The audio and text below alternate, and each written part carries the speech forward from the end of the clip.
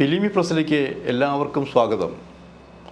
നാളെ രാവിലെ മുതൽ മമ്മൂട്ടിയുടെ പുതിയ പരീക്ഷണ സിനിമ ബ്രഹ്മയുഗം തുടങ്ങുകയാണ്. പരീക്ഷണ ചിത്രം തന്നെയാണ്, എന്തത്ര സംശയം. കാരണം പരീക്ഷണ ചിത്രം എന്ന് പറയാൻ കാരണം മമ്മൂട്ടി ഇപ്പോൾ അങ്ങനെ തന്നെയാണ്. കാരണം നെഗറ്റീവ് വേഷങ്ങൾ, പരീക്ഷണ വേഷങ്ങൾ ഇപ്പോൾ തന്നെ കണ്ടില്ലേ. ഇത് full length black and white ചിത്രം. എന്തിനാണ് പുറകിലേക്ക് തിരിച്ചു പോകുന്നത്? വർഷങ്ങൾക്ക് മുമ്പ് ബ്ലാക്ക് ആൻഡ് വൈറ്റ് ചിത്രങ്ങൾ വിജയിച്ചിട്ടുണ്ട്. ടെക്നോളജി വളർന്നപ്പോൾ കളറിൽ തന്നെ ബാക്കി എന്തെല്ലാം മാറ്റങ്ങൾ. പിന്നെ എന്തുകൊണ്ടാണ് മമ്മൂട്ടി ബ്ലാക്ക് ആൻഡ് വൈറ്റ് ചിത്രം എടുക്കുന്നത് എന്ന് ചോദിക്കുന്നവരാണ് കൂടുതലും. കറുപ്പും വെളുപ്പും നിറഞ്ഞൊരു സൗന്ദര്യമുണ്ട്. ആ സൗന്ദര്യത്തിൽ തന്നെ ഭീകരത ഒളിഞ്ഞിരിക്കുന്നുണ്ട്. ആ ഭീകരതയുടെ ശക്തി വർദ്ധിപ്പിക്കണമെങ്കിൽ കളറിലാകാൻ പാടില്ല എന്നാണ് വിശ്വസിച്ചിരിക്കുന്നത്. അത് ഒരു പരിധിവരെ ശരിയല്ലേ?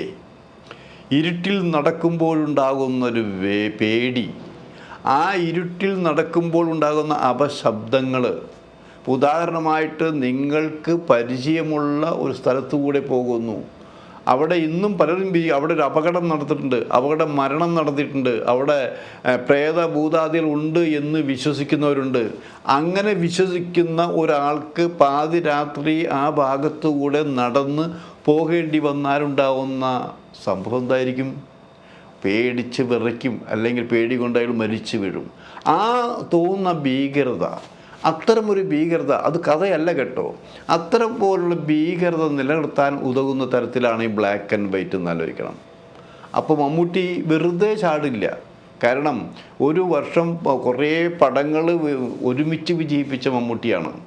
ഈ വർഷം തന്നെ കഴിഞ്ഞ 23ഉം 24 എടുത്ത് നോക്കുമ്പോൾ തന്നെ, അതായത് 24 മമ്മൂട്ടിയുടെ ആദ്യത്തെ സിനിമയാണെന്നാണ് റിലീസ് ചെയ്യുന്നത്. 23 അവസാനം ഗോൾ അടിച്ച് നിൽക്കുകയാണ് മമ്മൂട്ടി എന്ന് ആലോചിക്കണം. അതും പരീക്ഷണം തന്നെയാണ്. കാതൽ എന്നുള്ളൊരു സിനിമയിൽ നെഗറ്റീവ് നായക വേഷമാണ് ചെയ്തിട്ടുള്ളത്. മമ്മൂട്ടിയുടെ സ്ഥാനത്ത് വേറെ ആരായിരുന്നാലും ആ പടം വിമർശനമില്ല എന്ന് മാത്രമല്ല, ആരും തിയേറ്ററിൽ കാണാതെ പോകുമെന്നുള്ള കാര്യം ഒരു സംശയവുമില്ല, ബെറ്റ് വയ്ക്കുന്നു. അതിനുശേഷമാണ് മറ്റൊരു പരീക്ഷണ ചിത്രം വരുന്നത്. ആ പരീക്ഷ അത് അന്ന് മുതൽ ഓവർ പബ്ലിസിറ്റിയാണ് ഈ സിനിമയ്ക്ക് കൊടുത്തുകൊണ്ടിരിക്കുന്നത് ആലോചിക്കണം. മുമ്പ് കാതലിന് ഇത്രയും പബ്ലിസിറ്റി ഉണ്ടായില്ല, ഇത് ഓവർ പബ്ലിസിറ്റിയാണ്. മമ്മൂട്ടി പ്രേക്ഷകരെ ഞെട്ടിക്കുന്നു. മമ്മൂട്ടി പ്രേക്ഷകരെ വളരെ സ്വപ്നത്തിൽ നിന്ന് ഞെട്ടിയണിക്കുന്ന തരത്തിൽ, ഭീകര അന്തരീക്ഷം സൃഷ്ടിക്കുന്ന തരത്തിൽ അഭിനയ ശൈലി കൊണ്ടുവന്നിരിക്കുന്നു എന്നാണ് പറഞ്ഞത്. നമ്മൾ ഈ കഥ ഇതിൽ പോവുക, മമ്മൂട്ടിയോടൊപ്പം അധികം അറിയപ്പെടുന്ന ആർട്ടിസ്റ്റുകൾ 2-3 പേരേ ഉള്ളൂ. അതും ചെറുപ്പക്കാരാണെന്ന് ആലോചിക്കണം ഇല്ലേ?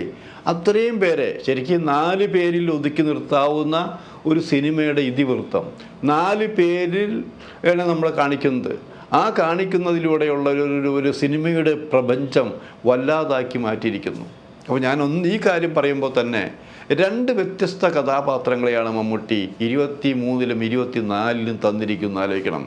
ആ ചങ്കുറ്റം മമ്മൂട്ടിക്ക് മാത്രമേ ഉണ്ടായിട്ടുള്ളൂ. കാരണം പോണെങ്കിൽ പോട്ടെ, തിയേറ്ററിൽ എത്ര ഓടുമെന്നുള്ളതല്ല നോക്കിയിട്ട്. ഇനി മമ്മൂട്ടിക്ക് വേണ്ടത് നല്ല കഥാപാത്രങ്ങളാണെന്ന് ആലോചിക്കണം.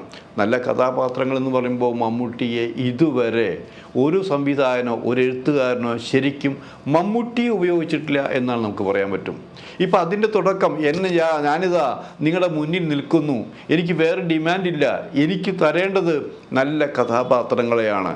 അങ്ങനെ പറഞ്ഞുകൊണ്ട് നിൽക്കുന്ന മമ്മൂട്ടിയുടെ അടുത്തേക്ക് പുതിയ എഴുത്തുകാരും സംവിധായകരും വന്നുകൊണ്ടിരിക്കുകയാണ്, പുതിയ കഥ പറയാൻ, പുതിയ കഥ പറച്ചിൽ നടത്താൻ, കഥകളായിട്ട്. അങ്ങനെ വന്നപ്പോഴാണ് ഈ ബ്ലാക്ക് ആൻഡ് വൈറ്റ്. നമ്മളിപ്പോൾ ഭാർഗവി നിലയൊക്കെ കണ്ട് ഞെട്ടി വെറിച്ച ആൾക്കാരുണ്ട് ഇപ്പോഴും. അപ്പോൾ നമ്മൾ ചോദിക്കും, ഇപ്പോൾ അടുത്ത കാലത്ത് ഈ ബ്ലാക്ക് ആൻഡ് വൈറ്റ് പടങ്ങളൊക്കെ ചെയ്തിട്ടുണ്ട്, അത് റിലീസായിട്ടില്ല.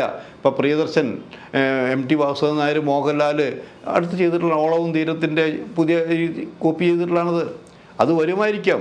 അങ്ങനെ കുറേ കഥകൾ ബ്ലാക്ക് ആൻഡ് വൈറ്റിലേക്ക് ഉണ്ടാക്കാനുള്ള ശ്രമം നടന്നുകൊണ്ടിരിക്കുകയാണ്. ഇനി ഈ പടം വിജയിക്കുമ്പോൾ ഇതിൻ്റെ ചുവട് പിടിച്ചുകൊണ്ട് വേറെയും കുറേ ബ്ലാക്ക് ആൻഡ് വൈറ്റ് സിനിമകൾ വരാൻ സാധ്യതയുണ്ട്, അതിൽ സംശയമില്ല. ഇനി നമ്മൾ പറഞ്ഞു വരുന്നതാണത്.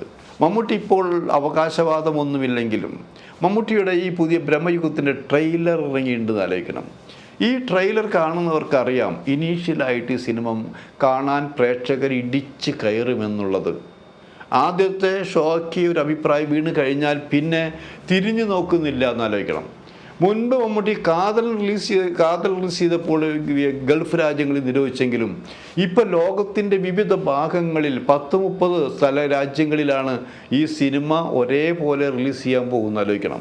അപ്പോൾ ഒറ്റയടിക്ക് സ്വർണ്ണഖനികളെല്ലാം വാരിക്കൂട്ടാൻ കഴിയുന്ന പോലെ ഈ സിനിമയിൽ നിന്നുള്ള എല്ലാ സംഭവങ്ങളും വാരിക്കൂട്ടുന്ന തരത്തിലാണ് നാളെ രാവിലെ മുതൽ തിയേറ്ററിൽ ഷോ ആരംഭിക്കുന്ന ആലോചിക്കണം.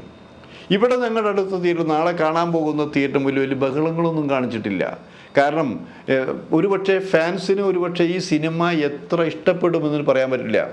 സിനിമ തുടങ്ങുന്നതിൻ്റെ 2-3 ദിവസം മുമ്പ് തിയേറ്ററിൻ്റെ അവിടെ അവരുടെ പരീക്ഷണങ്ങൾ, അവരുടെ കൊട്ടുകൾ, അവരുടെ പബ്ലിസിറ്റികൾ, ആഹ്ലാദങ്ങളെല്ലാം കാണാൻ കഴിയുമായിരുന്നു.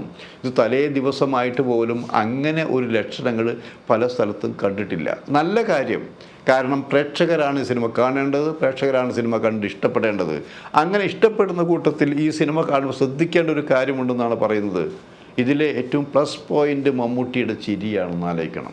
മമ്മൂട്ടിയുടെ ശബ്ദം മോശമാണ് എന്ന് പറഞ്ഞ് തിരിച്ചയച്ച സംവിധായകരുണ്ടായിരുന്നു ഇവിടെ. അതേ സ്ഥാനത്ത് ഈ സിനിമയിലെ പ്ലസ് പോയിൻ്റ് മറ്റെന്തോ ആയാലും ശരി മമ്മൂട്ടിയുടെ ചിരിയാണെന്ന് ആലോചിക്കണം. ആ ചിരിക്കൊരു താളമുണ്ട്, ആ ചിരിക്കൊരു സൗന്ദര്യമുണ്ട്, ആ ചിരിക്കൊരു ഭീകരതയുണ്ടെന്ന് ആലോചിക്കണം. മമ്മൂട്ടി പതുക്കെ ചിരിക്കുന്നു, അതിൻ്റെ ചിരി കുറച്ചുകൂടി മുകളിലേക്ക് വരുന്നു. മമ്മൂട്ടി പൊട്ടിച്ചിരിക്കുമ്പോൾ പോലും ആ ചിരിയിൽ നമ്മൾ കാണുന്നത് എന്തായിരിക്കും? ഭീകരതയായിരിക്കും എന്ന് ആലോചിക്കണം. അപ്പോൾ ഇവിടെ അവർ പരസ്യമാക്കിയിട്ടിലും രഹസ്യമായി പറയുന്നൊരു കാര്യമുണ്ട്.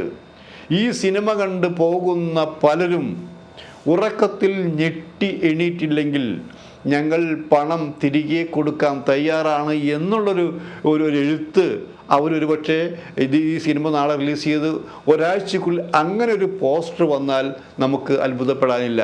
കാരണം പേടിപ്പിക്കുക എന്നൊരു നയം തന്നെയാണ് ഈ സിനിമയുണ്ടായിരുന്നത്. അത് മമ്മൂട്ടിയുടെ പുതിയ വേഷങ്ങൾ ആലോചിക്കണം. വെറൈറ്റി അല്ലേ? മമ്മൂട്ടിയുടെ വേഷഭൂഷ അതിൽ കളർഫുൾ അല്ല.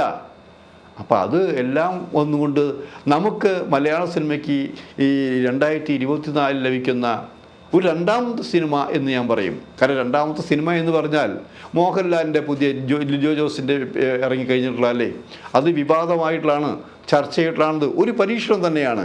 അങ്ങനെ മറ്റൊരു പരീക്ഷണം തന്നെയാണ് മമ്മൂട്ടി കൊണ്ടുവന്നിരിക്കുന്നത്. മമ്മൂട്ടി കൊണ്ടുവരുന്ന പരീക്ഷണം കുറേയും കൂടി ലാഘവത്വം ഉണ്ടായിരിക്കും, അതിനൊരു പ്രത്യേക സൗന്ദര്യമുണ്ടായിരിക്കും. ആ സൗന്ദര്യത്തിൽ കടന്നുകൂടുന്നൊരു ഭീകരതയുണ്ട്. അതൊരു വല്ലാത്ത സംഭവം തന്നെയാണ്. ആ സംഭവം ഉണ്ടാവണമെങ്കിൽ, പറയണമെങ്കിൽ, വിശദമായി കാണണമെങ്കിൽ നാളെ രാവിലെ മുതൽ നിങ്ങൾ തിയേറ്ററിൽ പോയി സിനിമ കണ്ടിരിക്കണം. സിനിമ കണ്ടാൽ നിങ്ങൾക്ക് എന്താണോ തോന്നുന്നത്, മറ്റൊരാളോടല്ല അഭിപ്രായം ചോദിക്കും. നിങ്ങൾക്ക് എന്ത് തോന്നുന്നു ഈ സിനിമയെക്കുറിച്ച്? അതാണ് നിങ്ങളുടെ അഭിപ്രായം. അതിൽ മൈനസ് ഉണ്ടായിരിക്കാം, അതിൽ പ്ലസ് ഉണ്ടായിരിക്കാം. ഈ പറയുന്ന ഒന്നുമില്ലെങ്കിൽ അതും പറയണം. കാരണം പ്രേക്ഷകർ ചതിക്കപ്പെടാൻ പാടില്ല. പിന്നെ മമ്മൂട്ടി ആകുമ്പോൾ ചതിക്കപ്പെടില്ല എന്ന് വിശ്വസിച്ചുകൊണ്ട് നാളെ നമുക്ക് രാവിലെ തിയേറ്ററിൽ കാണാം.